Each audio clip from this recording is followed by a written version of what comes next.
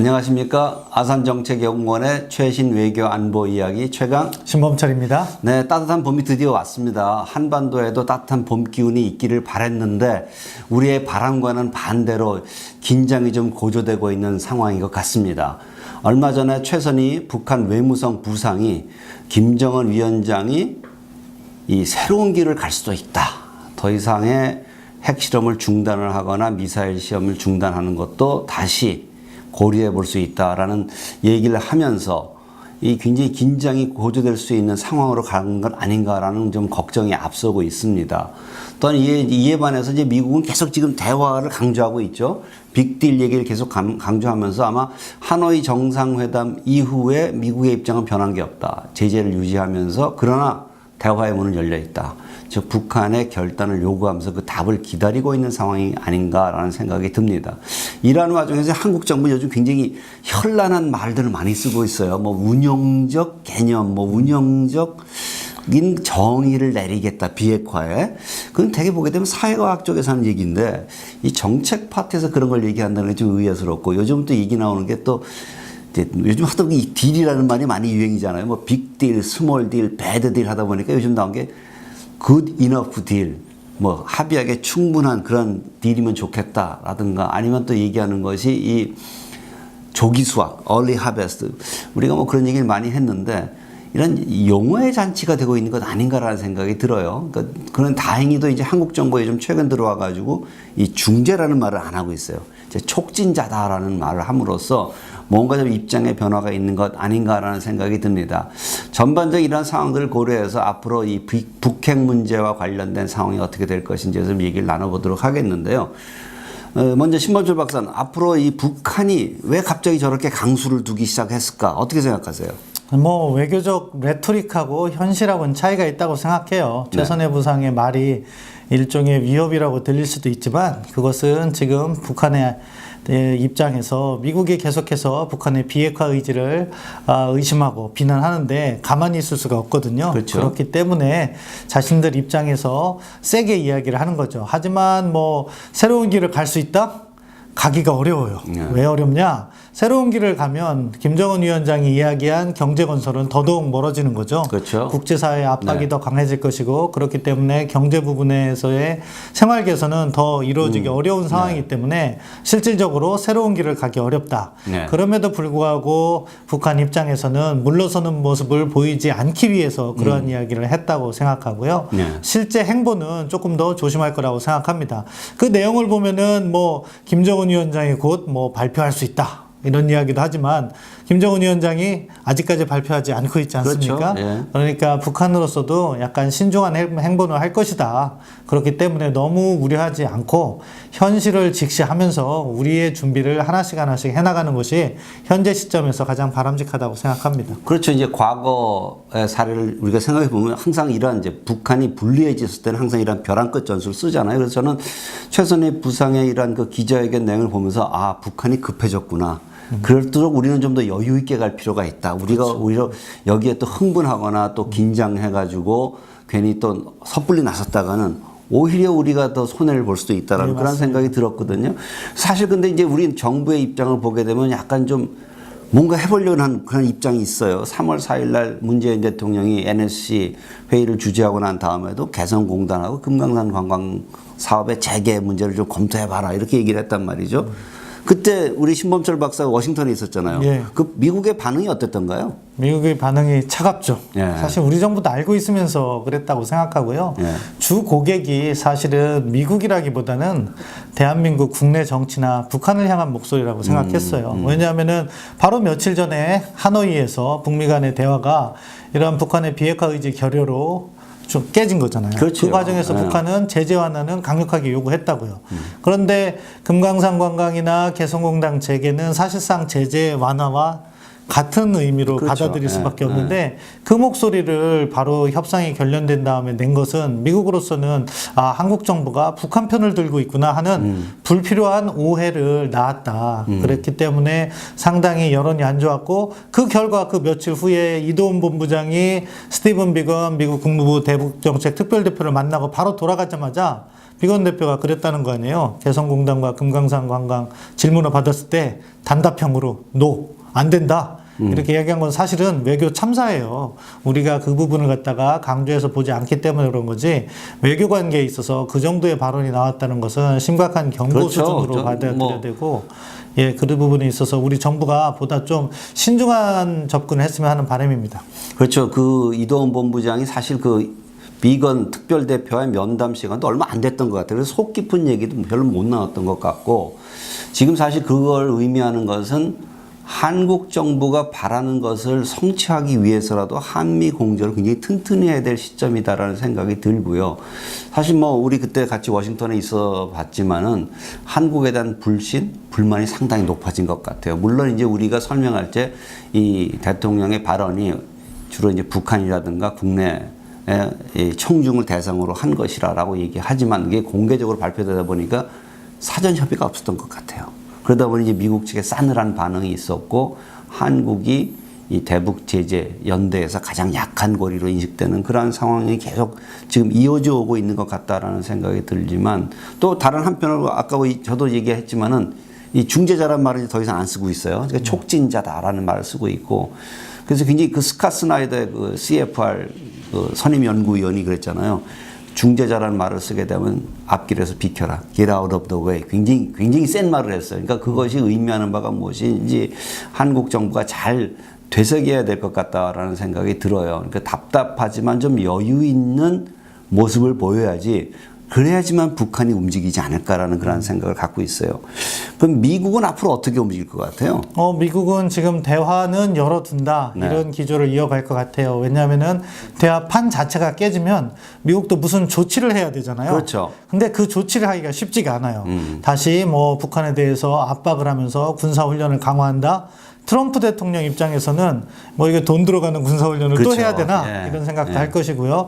또 중국을 갖다가 또 설득해야 되는 새로운 과제가 있는데 그 부분도 용이치 않고 그렇기 때문에 현재 미국으로서는 대화 기조를 이어가면서 북한에게 너희들 비핵화 할 거냐 경제 성장할 거냐 하는 양자택일의 선택지를 주는 것이 가장 유리한 여건이라는 거죠. 네. 그렇기 때문에 대화 기조는 이어간다.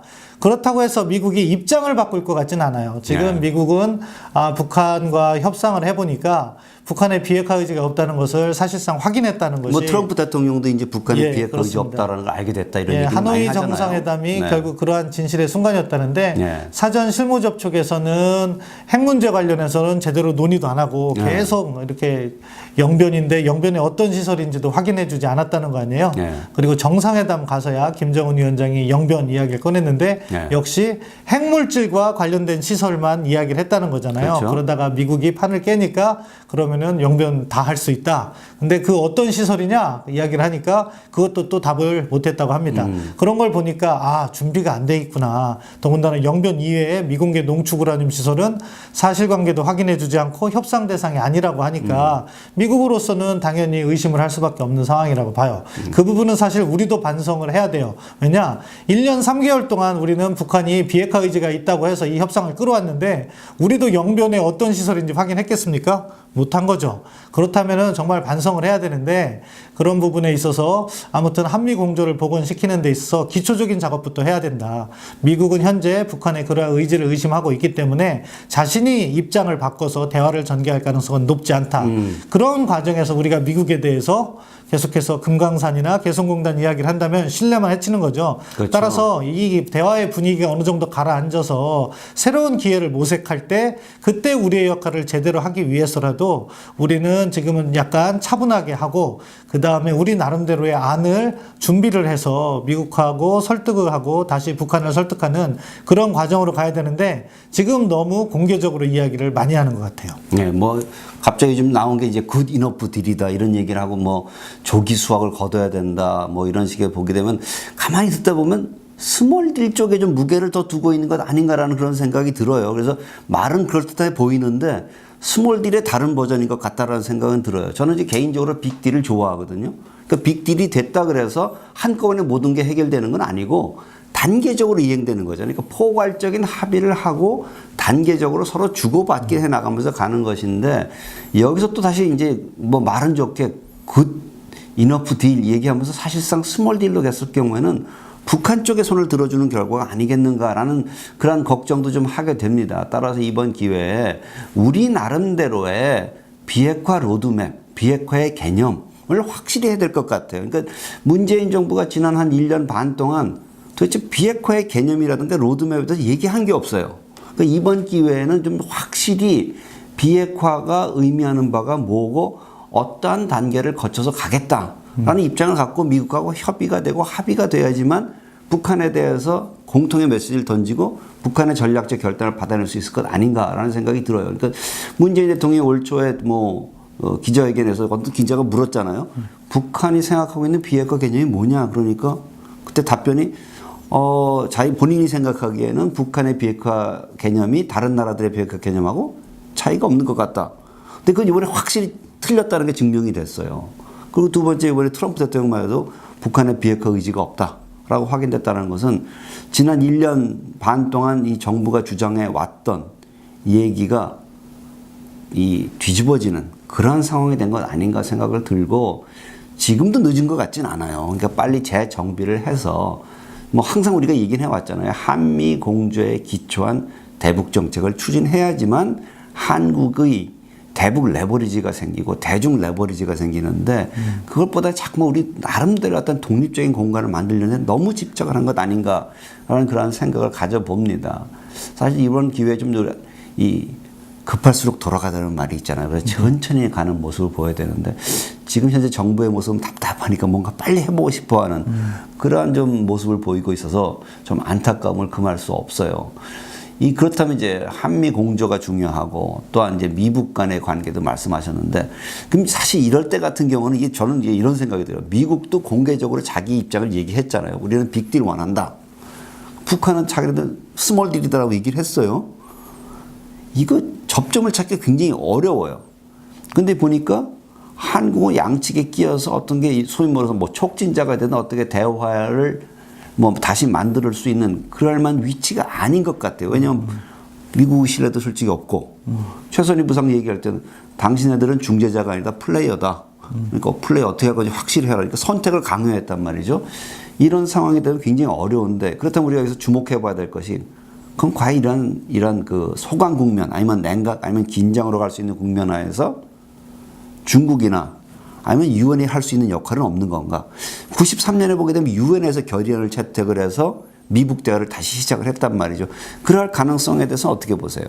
지금 근본적인 문제는 비핵화가 얼마만큼 진행될 수 있을 것인가 하는 그 부분에 중점이 있기 때문에 대화 의지가 없었다면은 유엔이나 중국을 통해서 뭔가가 시작되겠지만 대화 의지는 미국도 있고 북한도 있는 거예요. 그렇죠. 판을 깨기 쉽지 않다. 그렇죠. 그렇기 때문에 유엔의 역할이 특별히 있다고는 생각하지 않습니다. 중국의 역할은 좀 있을 것 같아요. 결국 중국도 북한을 설득해서 너희들이 비핵화는 좀 해야 되는 거 아니냐 이 이야기를 해야 된다고 생각해요. 네. 그런데 또 중국은 이 협상 과정에서 결국 미국의 영향력이 한반도에 확산되는 것을 약간 반대하는 입장이기 때문에 결국 그러한 이야기를 하기보다는 대화를 진전시켜야 된다는 원론적인 이야기만을 할 것이다. 강조하고 있어요. 그리고 북한에 대해서 너무 많은 것을 요구하면 안 된다 이런 취지로 가는 거죠. 네. 그렇게 해서는 사실은 비핵화의 진전이 없다고 봐요. 결국 북한이 내놓을 것은 비핵화가 어떤 단계를 거쳐서 언제까지 최종 상태, 어떠한 최종 상태에 도달할 것인가. 이걸 일반적으로 로드맵이라고 하겠잖아요. 예. 그러니까 그것을 갖다가 제시해야 되는데 우리 정부가 이야기한 비핵화 개념, 오퍼레이셔널 데피니션이라는 운영적 개념이라는 어려운 표현을 썼는데 그거 잘못된 접근이라고 생각해요. 그렇죠. 비핵화는 간단해요. 북한에 핵무기와 핵 프로그램이 없으면 되는 거예요. 그리고 북한이 비핵 국가로 NPT와 IAEA에 복귀를 해서 정기적인 사찰을 받으면 돼요. 그 개념을 언제 만들었어요? 2005년 9.19 공동 성명에 만들었죠. 넣어놨잖아요. 모든 핵물질이나 그렇죠. 핵무기 다 들어가 있죠. 그렇게 따지면 되는 건데 그거를 왜 운용적 개념은 그게 달라질 수 있습니까? 아니라는 거죠. 그런 식으로 현혹해서는 안 되고요. 아까 말씀하신 good enough deal 그 부분도요. 사실은 이것도 저는 부적절한 표현이라고 생각해요. 왜냐하면은 good enough는 양측이 어떠한 거래라도 수용하면 다 굿이너프가 되는 거예요. 애니딜이라는 그렇죠. 거죠. 예, 그렇기 때문에 그건 정책 방향이 될 수가 없는 거예요.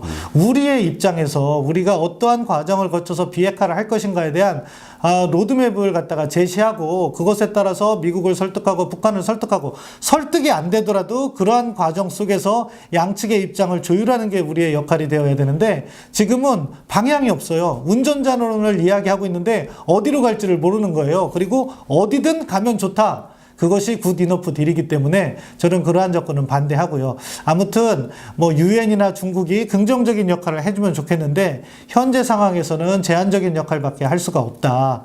뭐 그 점 우리가 인식을 하고 지금 관건은 결국 미국을 북한을 어떻게 설득해서 다시 접점을 찾게 하는가 그 부분이 가장 중요한데 근본적으로는 북한의 비핵화 의지가 있어야 된다. 그 말씀을 드리고 그러니까 싶습니다. 북한의 비핵화 의지를 갖도록 하기 위해서라도 한미 공조가 튼튼해야 되고 한미 간에 균열이 없다. 이것을 확실히 해줘야 된다. 결국 아까 말씀하셨듯이 주변국이나 국제기구가 여기에서 뛰어들어서 뭔가 이 국면을 전환할 수 있는 여지는 그렇게 높지 않다. 이 키는 역시 미국이 갖고 있기 때문에 미국과의 공조를 통해서 북한의 입장 변화를 촉구함으로써 지금 현 상황을 타개하고 진정한 의미의 비핵화의 길로 나갈 수 있다. 그렇게 그렇죠. 얘기하는 거죠.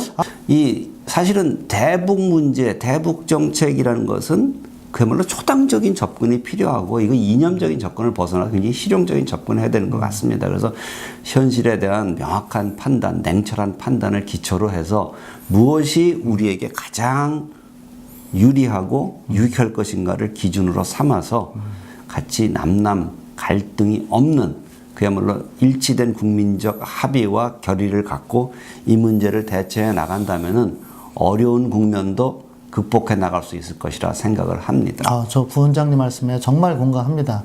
사실은 이 대북 정책이라는 것이 왔다 갔다 하면은 제대로 가지를 못하잖아요. 그렇죠. 그렇기 때문에 서로 입장이 다른 우리 국내의 여론을 잘 수렴해서 지속 가능한 정책을 만드는 게 중요하다고 그렇죠. 생각해요. 예, 예. 어차피 이 북핵 문제가 문재인 정부 임기 내에 다 해결되면 좋겠지만 그렇지 못할 가능성도 있잖아요. 그럼 다음 정부에서 또 바꾸면 이게 정책이 또 왔다 갔다 하는 거 아니겠습니까? 네. 그렇기 때문에 그런 걸 막고 우리가 정말 지속 가능한 정책을 만들어서 무언가를 하기 위해서는 지금 의견 수렴을 보다 폭넓게 하고 뭐 여당이든 야당이든 다 같이 모여서 머리를 짜내고 학계에서도 보수적인 학자, 진보적인 학자 모여가지고 의견을 짜내서 어떻게 국민의 통합된 의견을 만든다면은 이거는 문재인 정부 임기 내에 적용할 수 있고 그 다음 정부도 이어받아서 계속해서 원래 외교에는 여야가 없다는 말이 있지 그렇죠. 않습니까? 그런 식으로 우리가 노력을 해야 된다. 그런 점에서 부원장님 방금 해주신 말씀은 정말 정부 당국에서 반드시 새겨들어야 될 진짜 고견이다 생각합니다. 네, 이 국민적 합의 그래서 이것이야말로 우리의 외교의 가장 핵심이 되는 그 힘이 아닌가라는 생각을 갖고 오늘 방송을 마무리하도록 하겠습니다. 감사합니다.